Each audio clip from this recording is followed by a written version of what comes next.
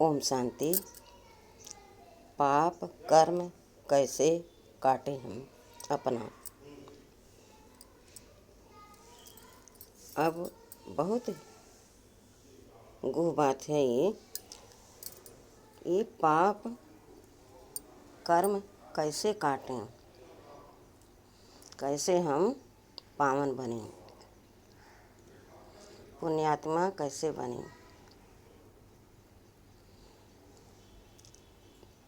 पहले तो अपने को चेक करना पड़ेगा कि पाप कैसे बनते हैं और फिर उतरते कैसे हैं। यह जान लिया तो दोनों कामों में हम एकदम परफेक्ट बन जाएंगे। परफेक्ट बनना माना जैसे कि 63 जन्मों से हम पाप ही करते आ रहे हैं। यहाँ एक भी कोई काम पुण्य का नहीं करते हम। स्थूल कर्म जो हम करते हैं एक दूसरे से लेन देन करते हैं, लेकिन उसमें हमारी सोच, हमारे विचार कहाँ तक सात्विक हैं, इस पर बहुत गहन विचार करना पड़ेगा। अब हम क्या करते क्या नहीं करते वहाँ पर कोई हमको डायरेक्शन देने वाला नहीं रहता कि ये कर्म पाप का कर्म भागी बनेंगे और ये कर्म पुण्य के भागी बनेंगे, जिसको तुम्हें इन दोनों से गुजरना पड़ेगा। अर्थात मुझ आत्मा को ही उन दोनों को पार करना पड़ेगा। इसलिए हमें पहले यही जानना होगा कि आखिर पाप कर्म कैसे काटें।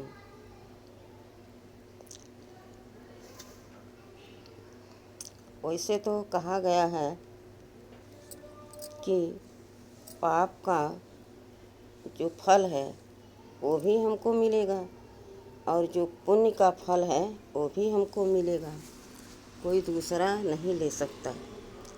जिस तरह से पढ़ाई को कहा जाता कि विद्या अपनी धन है, कोई उसे छीन नहीं सकता, उसी तरह से अपने कर्मों का फल हमको ही खाना लेना पड़ेगा, क्योंकि वो कोई और ने नहीं किया है।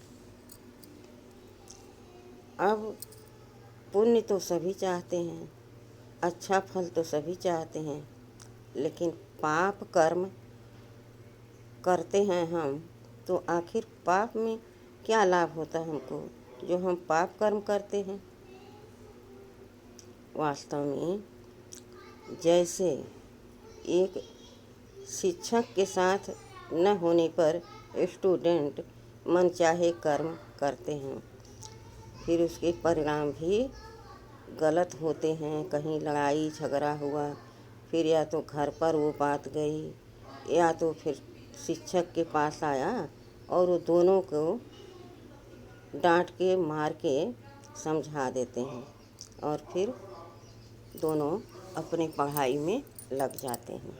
इसी तरह से जब दैवी पुण्य का खाता खत्म होता है और हम धीरे धीरे देह भान में आने लगते हैं, क्योंकि देह भान के साथ ही हम कर्म करते हैं और सारे यहाँ धरती पर जितने रहते हैं देहधारी वो देह को ही देखकर कर्म करते हैं। लेकिन हम देवताएं इसलिए नहीं पुण्य पाप के भागी बनते कि वहाँ हमारे पास पुण्य का ही खाता रहता जिसे हम खाते हैं। लेकिन धीरे धीरे जमा हुआ पूंजी भी तो एक दिन खत्म हो जाता है ना। वहाँ अगर हमको यह एहसास हो कि मेरे पुण्य के खाते खत्म हो रहे हैं तो हमें दर्द भोगना पड़ेगा, पाप करना पड़ेगा तो वहाँ भी दुखी हो जाएं। इसलिए यह भूल भुलैया का खेल है। यहाँ जब हैं तो यहाँ का सब हमको याद है, और जब यह शरीर छूटा तो फिर हम सब भूल जाते हैं। फिर नए सिर से जब जन्म लेते बढ़ते तो फिर इस दुनिया का सब कुछ याद आता है, उसी अनुसार हम कर्म करते हैं। इसलिए हमारे पाप 63 जन्मों से बनते आते हैं। अब जिस तरह से हमने पुण्य का खाता इकट्ठा किया और सतयुग में 21 जन्म हमने खाए, सतयुग से लेकर त्रेता तक 21 जन्म हमने खाए, इसी तरह से 63 जन्मों से हम लेन देन बोल चाल सब कुछ देहधारियों से किया। और उन देहधारियों में क्या देखते थे हम, ये इतने सुंदर हैं, हम ऐसे हैं, या हम सुंदर हैं, ये ऐसे हैं, इनके पास धन ज़्यादा है या हमारे पास ज़्यादा है। इन्होंने हमको इस तरह से बोला या हमने बोला, दोनों तरफ की बातें वही सेम टू सेम चलती है, क्योंकि दोनों देहधारी हैं और एक ही तरह के यहाँ समझ उनको है। इसलिए पुण्य के पाप के खाते बढ़ते बढ़ते बढ़ते बढ़ते आज एक पाप का बहुत बड़ा गट्ठर बन जाता है। अब इतने पाप हो गए हैं कि शरीर में हर जगह पर दर्द है।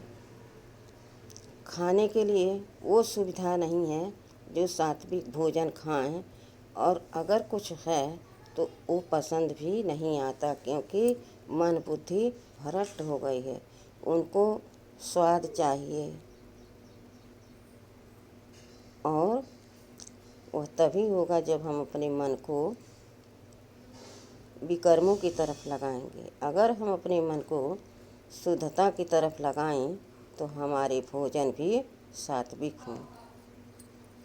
भोजन से ले करके हम अपने कर्म बोल सोच संकल्प सब पाप ही के भागी बनते हैं, क्योंकि हमने किसको देख करके कर्म किया, बोला, संकल्प किया, एक देहधारी को।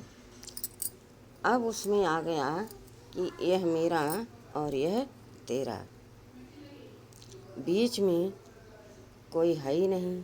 जैसे स्कूल में 2 बच्चे लगते हैं तो शिक्षक होता है, और इसी तरह से जब हम इस घर गृहस्थ में 2 व्यक्ति लगते हैं तो उसमें माता पिता होते हैं। इसी तरह से जब हम आध्यात्मिक ज्ञान पर चलते हैं तो हमारे साथ परमात्मा होते हैं। अब माता पिता पुण्य के खाते को नहीं काट सकते, क्योंकि वो वही कर्म कर रहे हैं, उनको देख करके हम बच्चे खुद करते हैं। सब शिक्षा देंगे, लेकिन यह स्थूल शरीर, स्थूल धन और इस दुनिया की। लेकिन जब हम आध्यात्मिक की ओर बढ़ते हैं तो हमारे परम पिता परमात्मा हमारे साथ रहते हैं। अब बात आती है कि जब परमात्मा तो साथ रहते हैं, हम हमेशा उनको याद करते हैं, भक्ति करते हैं, जप करते हैं, तीर्थ व्रत करते हैं, फिर पाप कैसे बन जाते हैं? 63 जन्मों से डायरेक्शन देने वाला हमको कोई नहीं रहता जो सत्य है। वो कौन है? सत्य तुथ तो एक सत गुरु, सत शिक्षक और हमारे परम मित्र, हमारे माता पिता तो एक गॉडफादर ही हैं। उस समय वो हमारे साथ में नहीं रहते हैं। केवल हम जो कर्म करते हैं, जो इच्छा रखते हैं, वो इच्छा हमारे पूर्ण करते हैं बाबा, न कि कोई देवी देवता या कोई साधु संत। जो भी हम इच्छा करते हैं वो हमारी इच्छा भगवान ही पूरी करते हैं किसी के द्वारा। लेकिन पाप कटें पुण्य बने यह नहीं हो सकता, यह डायरेक्शन वह नहीं दे सकते। इसलिए हमें अपने आप को चेक करना पड़ेगा कि हम क्या करें और क्या न करें। अब इस समय स्वयं भगवान आकर के डायरेक्शन देते हैं कि बच्चे मुझे याद करो तो तुम्हारे विकर्म विनाश होंगे। किसी देहधारी को याद करने से तुम्हारे विकर्म नहीं विनाश होंगे बल्कि और ही विकर्म बढ़ते जाएंगे।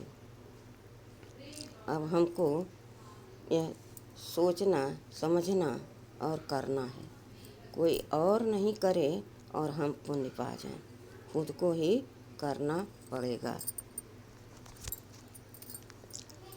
बाबा कहते बच्चे अब यह सीजन आया है, तुम जितना मुझे याद करोगे उतना तुम्हारे विकर्म विनाश होंगे और जितना पुण्य करोगे उतना तुम्हारे पुण्य बनते जाएंगे। ऐसे नहीं कि बाबा को याद करो और विकर्म करते रहो, तुम्हारे विकर्म विनाश हो जाएंगे और पुण्य से तुम भरपूर हो जाओगे। ऐसा नहीं हो सकता कि तुम 2 घंटे के बदले 3 घंटे भगवान को याद कर लिया और कहा कि हमने तो इतना याद किया तो अब मेरे पाप कर्म कटने से कैसे रुक सकते हैं। वो तो रोज़ के रोज़ कट जाते हैं, हम इतना बाबा को याद करते हैं। बाबा कहते बच्चे पुण्य का कर्म भी तुम्हें करना पड़ेगा। अब वह कर्म क्या होता है, अपने को यह निश्चय करना पड़ेगा कि मैं आत्मा हूँ और हमारे सामने वाला भी आत्मा है। आत्मिक दृष्टि से उसको देखो और उससे वार्तालाप करो। अपने कर्मों को चेक करो कि हमने कौन सा कर्म किया है और उसका फल कैसा होगा। खुद जब चेक करोगे, खुद ही मास्टर बनोगे, तब तुम्हारे विकर्म विनाश होंगे। अब मूल बात तो यही है कि जब तुम मेरे बने हो तो मेरे होकर रहो। अमृत बेले से तुम मुझे याद करो, सारी सृष्टि को सकाश दो और फिर मुरली सुनाओ, योग कराओ, फिर जा जा करके अज्ञानियों को ज्ञान समझाओ और एक भी अपने ग्राउंड से बाहर न चला जाए, ऐसा उनको बुद्धि का बल भर दो। बाबा कहते बच्चे देखो समय थोड़ा है और पाप तुम्हारे बहुत हैं, तो तुम्हें घंटा घड़ी देखकर मुझे याद करना है तो तुम्हारे विकर्म नहीं विनाश होंगे। चलते फिरते उठते बैठते खाते पीते तुम्हें याद करना है और जब फालतू समय मिले तो बैठ करके याद कर लो। योग माना याद। जब तुम अपने माता पिता के पास रहते हो, अपने संबंधियों के पास रहते हो और वो कहीं कहीं पर रहते हैं, तुम अपने घर में रहते हो, तो क्या करते हो, सब तुम्हारी बुद्धि में रहते हैं ना।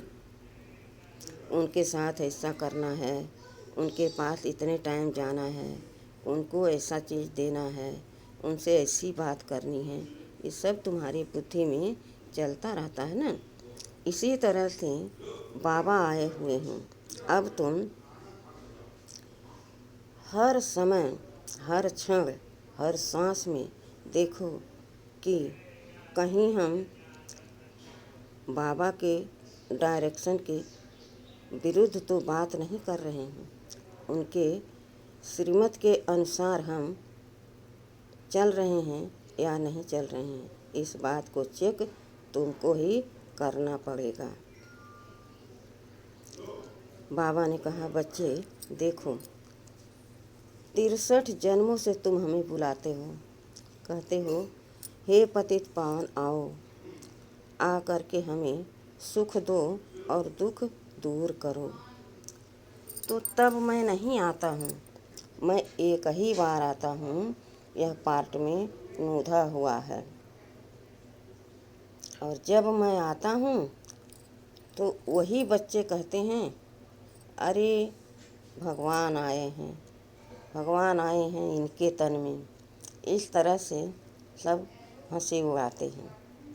यही बात कही गई है गीता में कि मुझे बार बार बुलाते रहते हैं, लेकिन जब मैं आता हूँ तो मूढ़मते मुझे पहचान ही नहीं पाते हैं। अगर उनको पहचान हो जाए तो वो हमें छोड़ करके फारकती न दें। लेकिन यहाँ तो आते हैं, ज्ञान सुनते हैं, ज्ञान सुनंती कथंती, फिर भागंती कर देते हैं। उनको देख करके पूरा जो ग्रुप है उसमें हलचल हो जाती है। यह कहाँ की पुण्य की बातें हैं, कहाँ पुण्य के कर्म हैं। फिर बाहर जा कर के हंगामा करते हैं, अरे वहाँ तो भाई बहन बना देती हूँ, वहाँ भैया जादू होता है।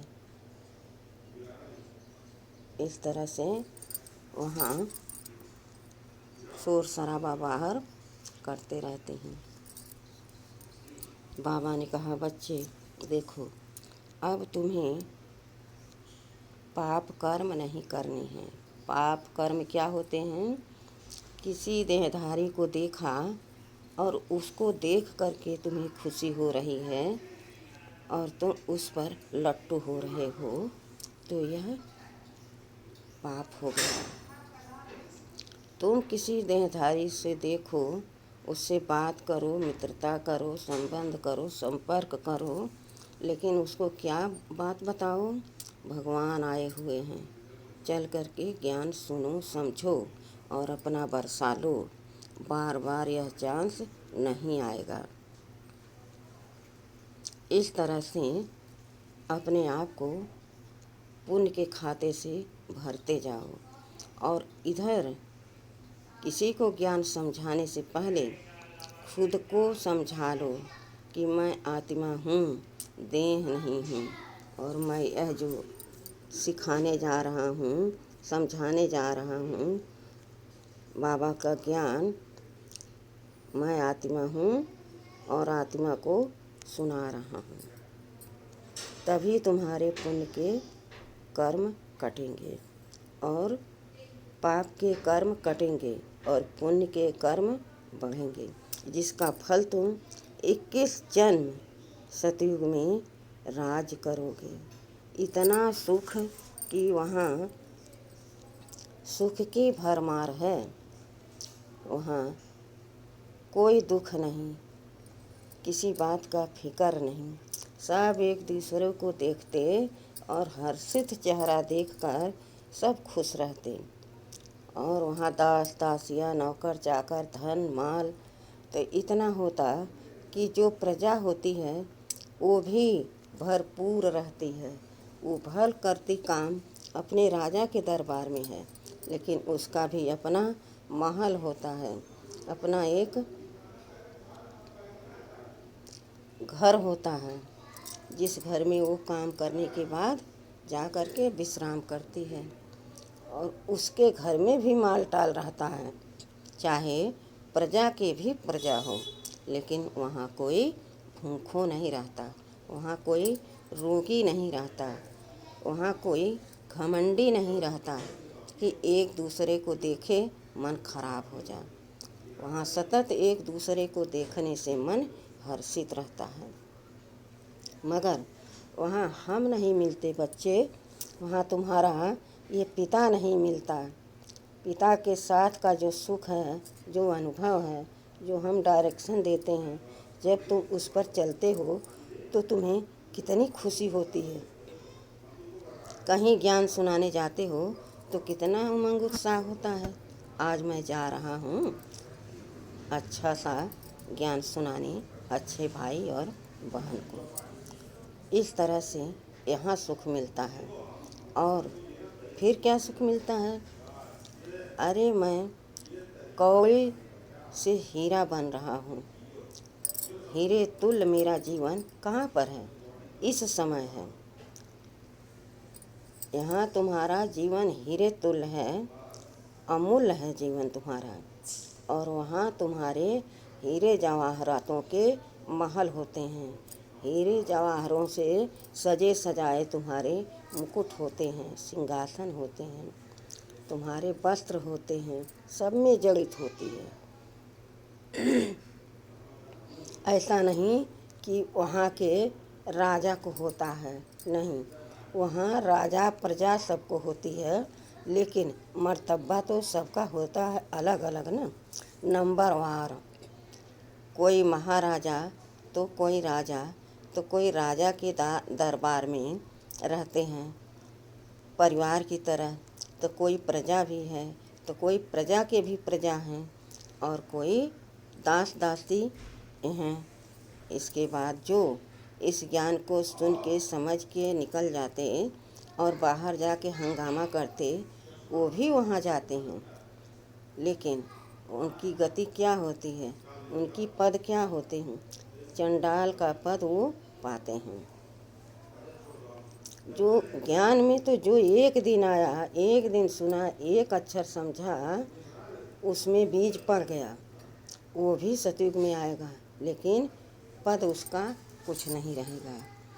अब बच्चे पाप के कर्मों के काट करके तुम्हें इतना पुरुषार्थ करना है, इतना पुरुषार्थ करना है कि तुम रात दिन अपनी नींद को त्याग दो। क्यों? बाबा जो ज्ञान दे रहे हैं प्रजा के लिए नहीं दे रहे हैं। सारे हमारे बच्चे राजा बने, है ना? तो अब क्या करना पड़ेगा? जो बहुत पढ़ता है तो जज मिनिस्टर बनता है ना? इसी तरह से जो बहुत कमाई करेगा, सेवा करेगा, विश्व का दान करेगा, समय देगा, अपने तन भी उसी में लगाएगा, तो वो महाराजा बनेगा। और महाराजा के लिए लाखों की संख्या में प्रजा चाहिए, दास दासी चाहिए, नौकर चाकर चाहिए। अब सोचो, बिना मेहनत करे, बिना किसी को ज्ञान सुनाए, बिना अपने पास सबको रखे, क्या आप राजा बन जाएंगे? अगर वहाँ चले गए तो क्या कर रहे हैं? अपने कर्म के जो खाते हैं, जो पाप के कर्म के खाते हैं, उनको आपने चुकतू कर दिया और अपना इतना कमाई किया कि तुम्हारे पास पुण्य का खाता बहुत जमा हो गया। लेकिन राजा तुम बनने लायक हो गए, राजा बन भी गए, लेकिन जब तुम्हारे पास दास दासी नौकर चाकर नहीं रहेंगे तो तुम किस पर राज करोगे? इसलिए बाबा कहते, बच्चे सतत मुझे याद करते रहोगे तो तुम्हारे विकर्म जरूर विनाश होंगे। और पुण्य के खाते बढ़ने से भी पाप के खाते खत्म हो जाते हैं, क्योंकि पाप घटता जाता है और पुण्य बढ़ता जाता है। इस समय हमें पाप करने का संकल्प नहीं आना चाहिए। तो और हम बाबा से हमेशा योग लगाए रहें, तो पुण्य तो बनता ही जा रहा है, लेकिन पाप भी मेरे कटते जा रहे हैं। इस तरीके से हम सतयुग में महाराजा महारानी बनेंगे, प्रिंस प्रिंसेस बनेंगे, तो लेकिन नंबरवार, पद नंबरवार रहेगा ना। रहेंगे सब साथ में, खाएंगे सब साथ में, खेलेंगे सब साथ में, लेकिन पद नंबरवार रहेगा। जैसे first division, second division, third division, ऐसे यह भी पढ़ाई है। यह कोई कॉमन सत्संग नहीं है। इसमें पढ़ाई होती है और पढ़ाता ईश्वर है। तो कितनी ऊंची पढ़ाई है, कितना ऊंचा ईश्वर है, तो कमाई मेरी कितनी ऊंची होगी। यहाँ इस बात को हर कोई नहीं समझ रहा, और जो समझ ही नहीं रहा तो उसकी गति क्या होगी। अंत समय में आंसू बहाएंगे, हाय हाय करेंगे, मुझे फलाने ने ज्ञान दिया, मुझे फलाने ने कोर्स कराया, लेकिन मैंने ध्यान ही नहीं दिया, मैंने गफलत कर दी। तो अब उस समय पछताने से कुछ नहीं होगा। इसलिए अभी चेतो और अभी अपने अंदर ज्ञान को भरो, फिर पुण्य का कर्म करो। और पाप के खाते तो तुम्हारे पहले से भरे हुए हैं, उसको पाप कर्म कैसे कटे, इसके लिए भगवान को हर समय याद करो। और जिसको कुछ कहे हो, कुछ सुने हो, उससे सतत बाबा के सामने माफ़ी मांगते रहो। उसको सामने लाओ और बाबा को सामने लाओ। फिर कहो, बाबा मैं इस आत्मा से माफ़ी मांगता हूँ। बाबा इस आत्मा से कहो कि ये मुझे माफ़ कर दे, और बाबा आप भी मुझे माफ़ कर दो।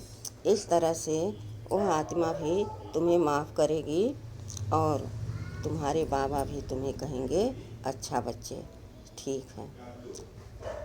तो तुम्हारे दोनों हाथ में लड्डू दिखाया गया है ना। लड्डू गोपाल को देखते हो ना, हाथ में क्या लिए हैं, विश्व का गोला। सारा विश्व अब उनके हाथ में है, और सारा विश्व जो है उनकी प्रजा है। एक वही प्रिंस प्रिंसेस नंबर 1, और फिर महाराजा महारानी नंबर 1। समझने में लोगों को बहुत तकलीफ़ होती है। जब थोड़ी सी मेहनत नहीं करोगे, बुद्धि नहीं लगाओगे, समय नहीं लगाओगे, ज्ञान को समझोगे नहीं, तो कभी कहीं प्रोग्राम में चले गए, कोई कार्यक्रम में चले गए, या कभी मुरली में चले गए, तो समझ में क्या आएगा। तुम्हें समझना चाहिए कि यह ज्ञान भगवान दे रहा है, तो बहुत ऊंचा ज्ञान होगा। इसलिए हमें इस पर ध्यान देना चाहिए। बाबा ने कहा, बच्चे यह समय बहुत अमूल्य समय है, हीरे तुल्य तुम्हारा जन्म है। हम बार बार थोड़ी यहाँ आते हैं। जो लोग कहते हैं कि 12 अवतार हुए, नरसिंह अवतार हुए, 52 अवतार हुए, तो फिर यह क्यों कहते हैं कि परमात्मा नाम रूप से न्यारा है। जो चीज़ नाम रूप से न्यारा है, वह भला किस चीज़ में कैसे आ सकती है, कैसे पता चलेगा कि ये भगवान है। इसलिए मेरा नाम भी है तो रूप भी है। मेरा नाम एक ही सत्य है, शिव कल्याणकारी, और मेरा रूप भी ज्योति बिंदु स्टार। मुझे इन आँखों से कोई नहीं देख सकता, और तुम बच्चे भी इन आँखों से किसी को नहीं दिखोगे। तो तुम और हम क्या हैं? तुम मेरे पुत्र रूहानी, और हम तुम्हारे परम पिता रूहानी पिता। इस तरह से अपने आप को रोज़ रोज़ समझ करके निश्चय बुद्धि बनो, और फिर कर्म करो। उस कर्म का फल हमेशा पुण्य का फल देगा, और फिर तुम 21 जन्म उसी फल को खाओगे। फिर यह चक्र तो चलता ही रहता है, फिर तुम्हें नीचे उतरना ही है। जो पहले ऊपर जाते हैं, वही पहले नीचे आते हैं, और वही भक्ति शुरू करते हैं। फिर पीछे सारी आत्माएं भक्ति करने लगती हैं। तो सारा ज्ञान किस में है? तुम आत्मा में, मगर तुम भूल जाती हो। यहाँ जब देह भान में आती हो, जन्म बाई जन्म करते करते कर्म देह भान आ जाता है, तो फिर एक ही अभ्यास रह जाता है, मैं हूँ, तुम हो, और यह मेरा है और यह तेरा है। अपना पराया का भेद हो जाता है। विचार करो, जहाँ एक बाप के सारे बच्चे हैं, वहाँ यह कैसे होगा? एक भाई से कैसे कहेगा यह तेरा है, यह मेरा है? ऐसा कहीं होता है? जब तक बच्चे छोटे होते हैं, माँ बाप के पास रहते हैं, तो एक चीज़ माँ बच्चों को देती है, दूसरी चीज़ उस बच्चों को देती है। आपस में लड़ते नहीं हैं, लेकिन जब माँ बाप नहीं होते हैं तो हमेशा लड़ाई करते और थोड़ी थोड़ी धन के लिए बहुत परेशान रहते, फिर बंटवारा करते हैं। बाबा कहते, बच्चे, वहाँ तुम्हें कुछ बांटना नहीं रहता है, बस तुम्हें यहाँ पुण्य के खाते को भरना है और पाप के खाते को मिटाना है। अब मैं विचार करती हूँ कि इस दुनिया में मैंने रहा और देखा कि मुझे कोई सुख नहीं मिला, लेकिन जब हम बाबा की बात करते, बाबा की ज्ञान सुनते, मुरली सुनते, योग करते, तो हमें बहुत सुख, बहुत खुशी और शांति मिलती है। और मेरे पुण्य के खाते भी भर रहे हैं, मेरे पाप के खाते भी कट रहे हैं। तो फिर हम क्यों न यह कसम उठा लें कि हम अपने बाबा को ही याद करेंगे, अपने बाबा के अंग संग ही रहेंगे, उनका हाथ और साथ कभी नहीं छोड़ेंगे। मैं अंत में बाबा के साथ ही घर जाऊंगी, यह मेरा प्रण है। ऐसा हम कसम क्यों न उठाएं? उठाना चाहिए ना। आज मैं आत्मा यही दृढ़ संकल्प करती हूँ कि एक मेरा बाबा, दूसरा न कोई। हम अपने बाबा के ही साथ रहूं, खाऊं, पीऊं, सोऊं, बैठूं, जागूं और बाबा के सहयोगी बने रहें। बाबा हमें पलकों पर बिठा करके घर ले जाएंगे। फिर वहाँ से हमको थोड़ा विश्राम तो चाहिए ना। बाबा कहते हैं कि बच्चे, तुम आत्मा थक गई हो। कहा ना, कृष्ण ने द्रौपदी के पांव दबाए, तो अब बाबा आए हैं सारे दुखों से तुम्हें छुड़ाने। रौ नर्क है ये, हमारे बच्चे इसमें फंस गए, भूल गए अपने आप को, अपने पिता को, अपने घर को और अपने कर्म को, स्वधर्म को। मैं फिर से आया हूँ अपने बच्चों को वही सुख देने के लिए। पावन बना रहा हूँ, रोज़ ज्ञान सुनाता हूँ, योग कराता हूँ और बच्चे मेरी याद में रहकर पूरे विश्व की सेवा करते हैं। वाह, क्या मैं आत्मा तकदीरवान हूँ जो मुझे भगवान इस तरह से अपना बच्चा बनाकर सर्वस्व हम पर लुटा रहे हैं। अब तो और कुछ की इच्छा ही नहीं रही। जब बाबा ही अपना हो गया, बाबा ने हमें अपना लिया, तो फिर और क्या चाहिए। इसलिए मैं अपने बाबा को सत सत नमन करती हूँ, कोटि कोटि प्रणाम करती हूँ। बहुत बहुत शुक्रिया बाबा, आपने हमको अपना बना लिया। अच्छा, ओम शांति।